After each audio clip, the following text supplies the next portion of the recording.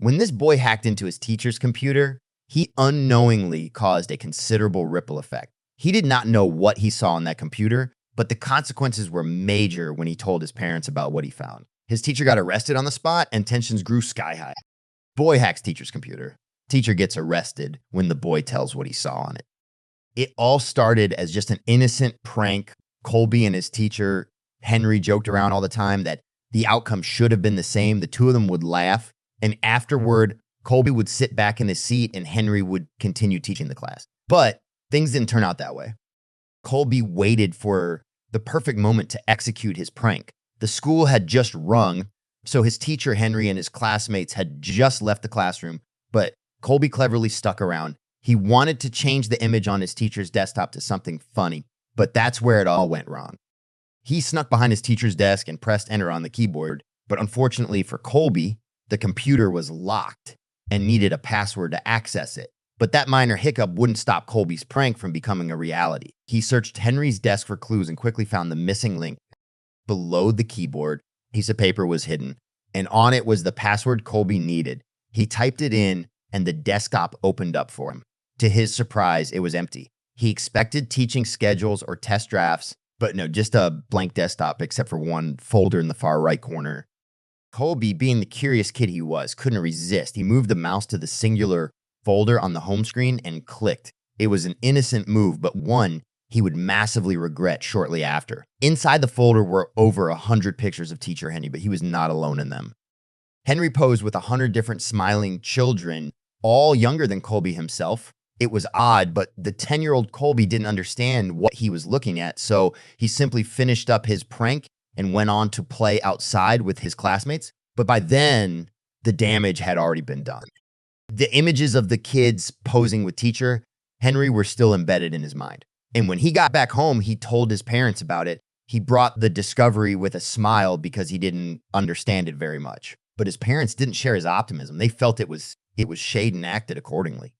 They immediately called the school's principal and marched over to Henry's computer together. Henry had the day off like every Wednesday, but he was ordered back to the school after the principal and Colby's parents saw what he had hidden away on his desktop. He stepped into the classroom. Henry entered his classroom, smiling and greeting Colby's parents and employer. Standing behind his computer, they looked at him with a stern face. "What's going on?" Henry asked. But before he got an answer, police appeared behind him and placed Henry in custody. They had called the authorities beforehand, and the accusation had already been made. Henry's escorted off the property by two prominent men in uniform and was pushed toward a police car with the entire school watching. It was a sad sight, and Colby felt heartbroken seeing his favorite teacher treated this way. But right before he was pressed inside the car, Henry shouted something. He screamed that he was innocent, but what he said next was maybe even more critical. Officers pressed him downward, and Henry was already in a seated position in the backseat of the police car. They were just about to close the door when Henry shouted, "Someone called Barbara." Nobody paid the plea of Henry any mind. The word of his desktop file had already spread across the campus, and people looked at Henry with anger in their eyes. The only exception would turn out to be Colby. With him, the shout reverberated deeply, and that would soon become very important. The next day, the news of Henry's arrest came in, and more importantly, the reason for his arrest had already reached the entire school district. Colby was dropped off at school, and dozens of parents were already demonstrating in front of the building. They were all angry at the system about the same thing. They didn't understand how a teacher with Henry's background could slip through the cracks and teach their children on a daily basis. Anger shrouded the entrance of the building, but with some effort, Colby could squeeze through. Colby didn't share the same sentiment. He was just sad that his friend was gone. He still believed in the innocence of his teacher. A man who was intelligent and funny, a man who had touched him so much and genuinely felt like his friend. He knew that teacher Henry wasn't guilty of what his parents accused him of. And that's why Colby set out to prove just that very same day. He followed classes as normally as possible. But when the school day was set and done, he stayed behind in class just like he did with his initial prank that started it all. He searched Henry's desk, but the police had already confiscated his computer. But maybe there was something else he could find. Now that the computer was gone, the desk was empty. The substitute teacher had yet to install himself. So anything he would find must be owned by Henry. Colby opened drawers and found nothing but blank pieces of paper until he reached the final drawer on the left where he found the address book.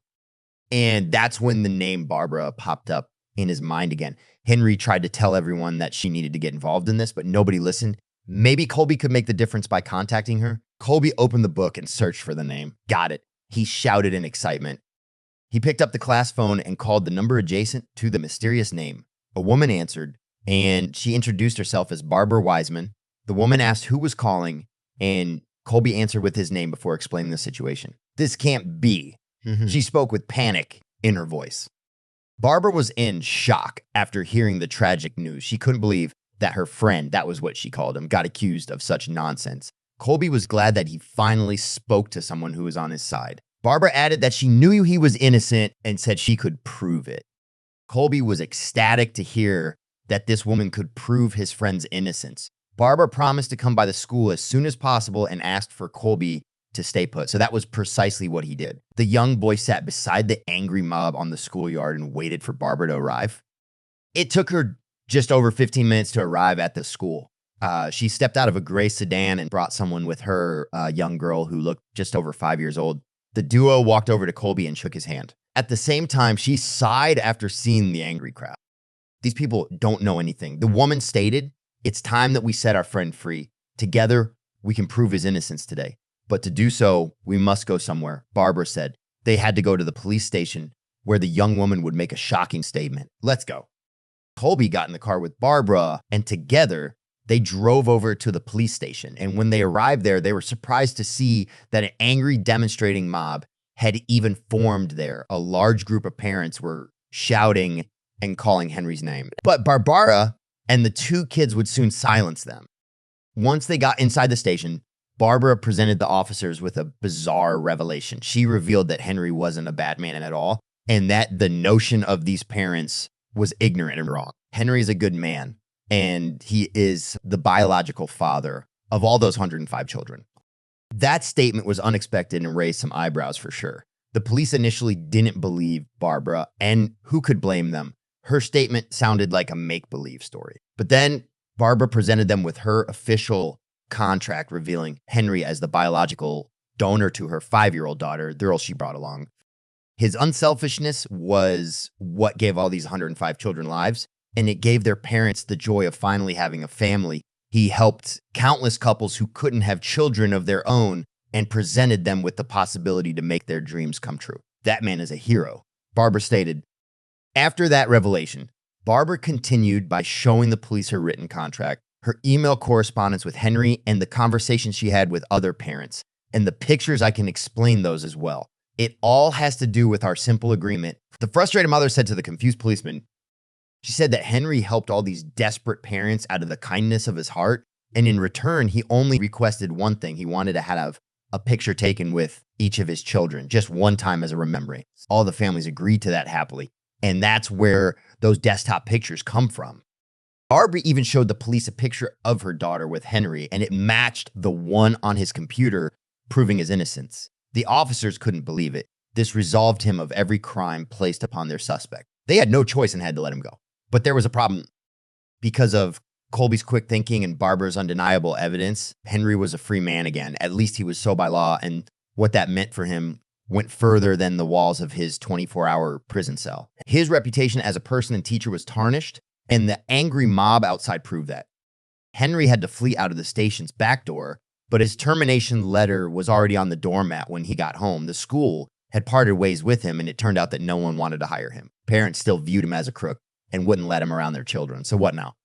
Colby and Barb stayed in close contact after their team up. They were happy that their friend Henry was freed from prison, but with all the commotion that still surrounded Colby's old teacher, they knew their work wasn't done yet. And that's when they came up with a brilliant plan together. So many people hated every little detail about Henry that it was hard to watch. But, luckily for him, there were also many people who loved him, not to at least 50 parents. Henry was the savior that made their current lives possible. And those parents needed to be contacted.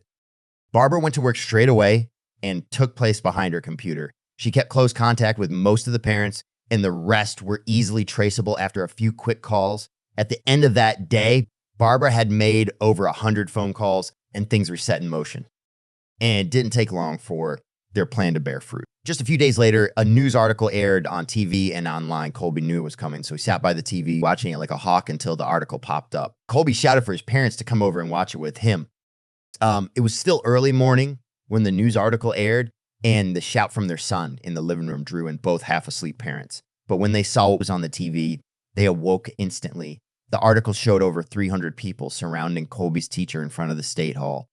They had all come together to address the public. By doing so, they wanted to clear Henry's name and wipe the smudge of bad press on his reputation. He was the world's most generous man. These parents and their children wanted the world to know it. They told his story and presented Henry as a hero.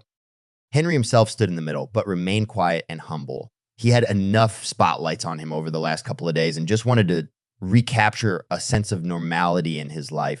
But that could only happen if these parents helped him. They took the mic one by one, thanking Henry for their child. Colby's parents watched in awe as the news article continued. And with every word the thankful adoptive parents spoke, Colby's point about his teacher became more apparent. The young kid then took over and said that his parents judged Henry too quickly, and he hoped that this would change their minds. Colby's parents looked at their son and asked if he was responsible for this media attention, and Colby nodded. They knew Colby loved Henry and that he was resourceful and kind, but this was something neither one of them expected. But they finally understood by seeing all of this and the look on their son's face. And it wasn't just Colby's parents who had a change of heart. The press conference aired early in the morning, but was still the most watched news article of the entire week, not just in their country, but nationwide as well. It instantly restored Henry's reputation, making him a beloved resident.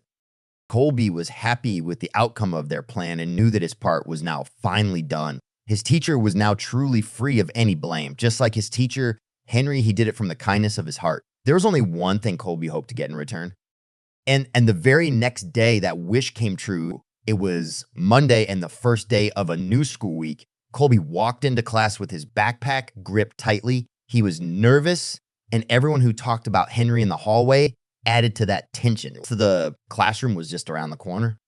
And as Colby arrived, he stepped inside not knowing what he would find inside that classroom. He had his head down and only saw the tips of his shoes because of it. There was mumbling going around, kids laughing and discussing their weekends. But then once the voice cut through the mix, Colby knew that cheerful voice all too well. And at that moment in time, he knew his wish had been answered. The boy looked up and a huge smile appeared on his face. Henry was rehired and was his active teacher once more. Colby dropped his backpack and ran up to the smiling Henry. The two of them hugged, and Henry could not thank the young Colby enough for his extraordinary effort in forgiving him. "I will never forget what you have done for me, and I will always be your friend. I promise you that," Henry said with a sincere look on his face. And that was precisely what happened, because even after the young Colby grew older and went on to high school, they stayed in close contact. Henry even spoke at Colby's graduation last year. It was a testament to their eternal bond, which grew even more close as the years passed. And even though their friendship stayed steady and strong, many other things changed. Henry was no longer a donor. He put that part aside to focus on his own family. He now had a wife and a daughter of his own, giving Henry a well-deserved happy ending and bringing his story full circle.